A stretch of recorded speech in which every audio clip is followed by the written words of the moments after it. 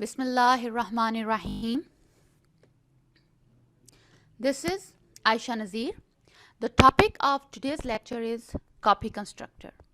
How we use copy constructor in different scenarios, why we need copy constructor, and how it is useful in different scenarios. We will discuss 4 different scenarios of using the copy constructor. So let's get started. Copy constructor is basically creates copy of an existing object of the same class. There are 2 types of copy constructor. The one is the default copy constructors. If a user never defines a copy constructor, then the compiler defines a default copy constructor of its own. So it is not necessary that all the time we define the copy constructor. If we never define the copy constructor, then the compiler will automatically create one copy constructor for us, for our program. The other one is user-defined copy constructor. User needs to define constructors in different scenarios, like if user needs to deal with a pointer, if the object has a pointer in the program, then the user define the copy constructor.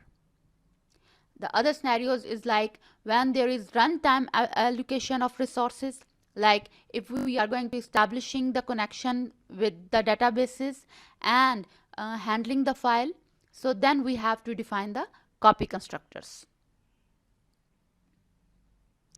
So when copy constructors used, there are different scenarios. The first one is when returning an object as a value. When we creating a program and we define a function in the program and the function returns the object as a value. So then we use the copy constructor. The second scenario is when passing object as argument in a function. When we created a function, till now we created different functions in which we pass the values. But here is a different technique in which we pass not the value but object. All the values in the object is also associated, also sent to that function. So in this situation we use the copy constructor. The third one is when building same new object as previous one of the same class. Means in a class we created an object and we want the same object again. So to define all the characteristics, all the attributes of the object again and again, we just copy that specific object. Like if we have a class of 32 students and we have 32 objects, when we add a new student in the class, so we don't need to define all the attributes for that student. We just copy all the default attributes of the students to the new class student.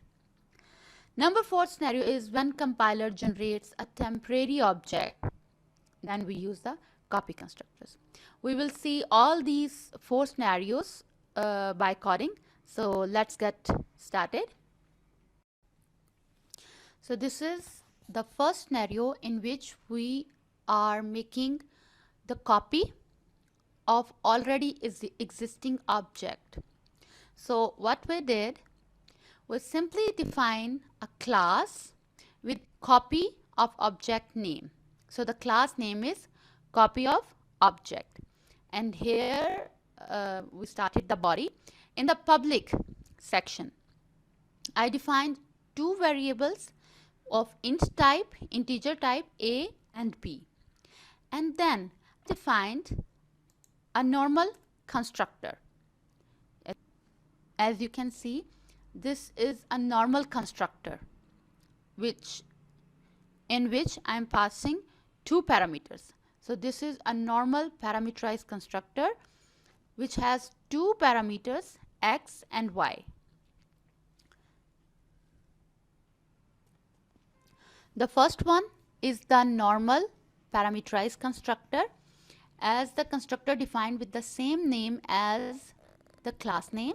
So the class name is defined as copy of object, and then we define the two parameters as int x and int y.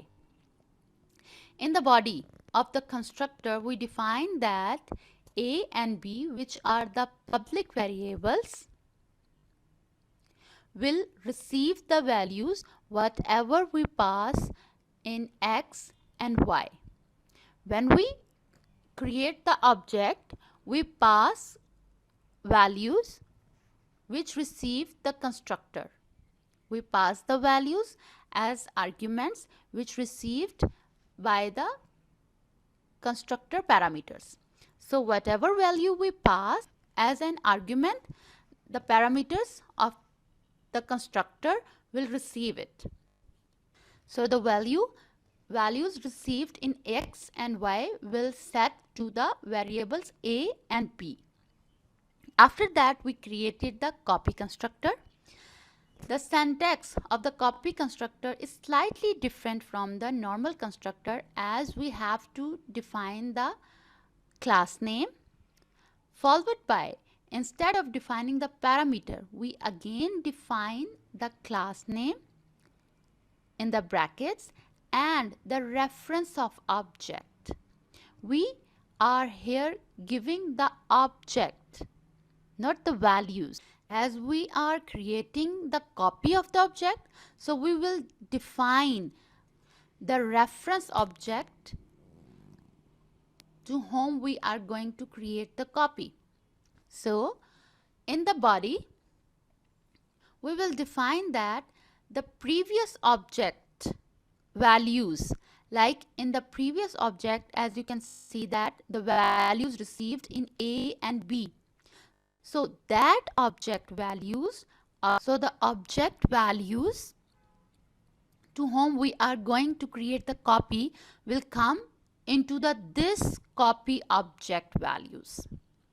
So object dot a will come into this constructor's variable a, and object dot b value will comes into this copy constructor's variable b.